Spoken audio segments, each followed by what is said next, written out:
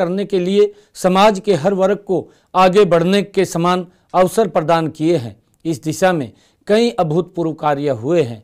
Happy योजना के तहत प्रदेश के 84 लाख लोगों को प्रति वर्ष 1000 किलोमीटर तक मुफ्त यात्रा सुविधा दी गई। प्रदेश के 46 लाख परिवारों को हर महीने केवल 500 रुपये में गैस सिलेंडर देने का काम किया। पिछड़े वर्ग की क्रीमी लेयर की वार्षिक आय सीमा 6 लाख रुपए से बढ़ाकर 8 लाख रुपए की गई।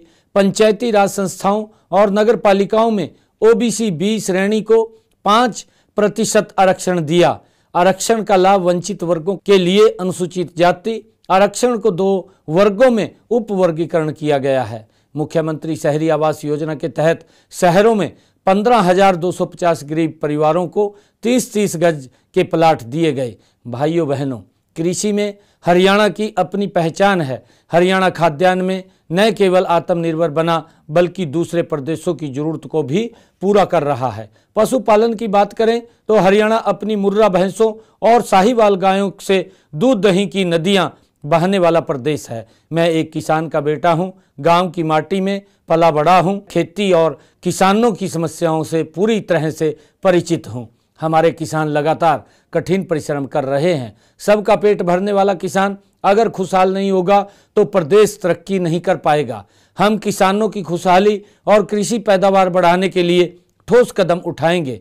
हमने अपने संकल्प पत्र में सभी 24 फसलों की एमएसपी पर खरीद सहित ऐसे कई कदमों का उल्लेख किया है जो किसानों की खुशहाली में मील के पत्थर साबित होंगे। खरीफ सीजन में कम बारिश के कारण फसल उत्पादन की बड़ी लागत में राहत देने के लिए 2000 रुपये प्रति एकड़ बोनस देकर एक ऐतिहासिक शुरुआत की है। हमने अंग्रेजों के जमाने से चले आ रहे आबियाने को जड़ से खत्म किया है। प्रिय प्रदेशवासियों, हमारे पास युवा शक्ति के रूप में एक बहुत बड़ी दौलत है। हमने इस दौलत को संभालने के लिए युवाओं का कौशल विकास करके उन्हें स्वावलंबी बनाया है। साथ ही बिना खर्ची पर्ची के योग्यता के आधार पर सरकारी नौकरियां देकर उनके मनोबल को बढ़ाया है। इसी मिशन के तहत हमने हाल ही में 26,000 युवाओं को सरकारी नौकरियां दी हैं। माननीय प्रधानमंत्री श्री नरेंद्र मोदी जी ने बिना पर्ची बिना खर्ची के नौकरी देने की नीति को हमारे हरियाणा की पहचान बताया है। हम अपने इस मिशन को ऐसे ही जारी रखेंगे। वह 2 लाख युवाओं को पक्की सरकारी नौकरियां देंगे। हम हरियाणा के सभी अग्निवीरों को भी सरकारी नौकरी की गारंटी प्रदान करेंगे। इसके अलावा युवाओं को रोजगार परक शिक्षा देंगे, उन्हें स्वरोजगार के लिए प्रोत्साहित करेंगे। इससे पहले हमने आउटसोर्सिंग पॉलिसी व हरियाणा कौशल रोजगार निगम के तहत कार्यरत लगभग 1,20,000 अनुबंधित कर्मचारियों की नौकरी को सुरक्षित कर उन्हें पक्के कर्मचारियों की तरह सम्मान वेतन व सुविधाएं दी हैं। हमारे युवाओं ने खेलों में भी अपनी उपलब्धियों से देश विदेश में झंडे गाड़े हैं। पेरिस ओलंपिक 2024 में देश के 6 पदकों में से हरियाणा के खिलाड़ियों ने 4 पदक जीते हैं। इसी प्रकार पैरालंपिक में देश को मिले 29 पदकों में से 8 हरियाणा के खिलाड़ियों ने जीते हैं।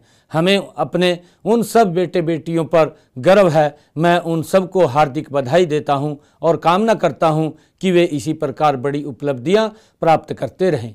हम प्रदेश में खेल संस्कृति को और बढ़ावा देने के लिए विश्व स्तर की खेल सुविधाएं उपलब्ध करवाएंगे।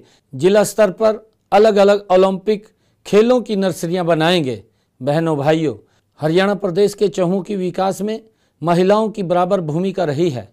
वे परंपरागत रूप से कृषि, पशुपालन और घरेलू उद्योगों के जरिए प्रदेश की अर्थव्यवस्था में उल्लेखनीय योगदान करती आई हैं।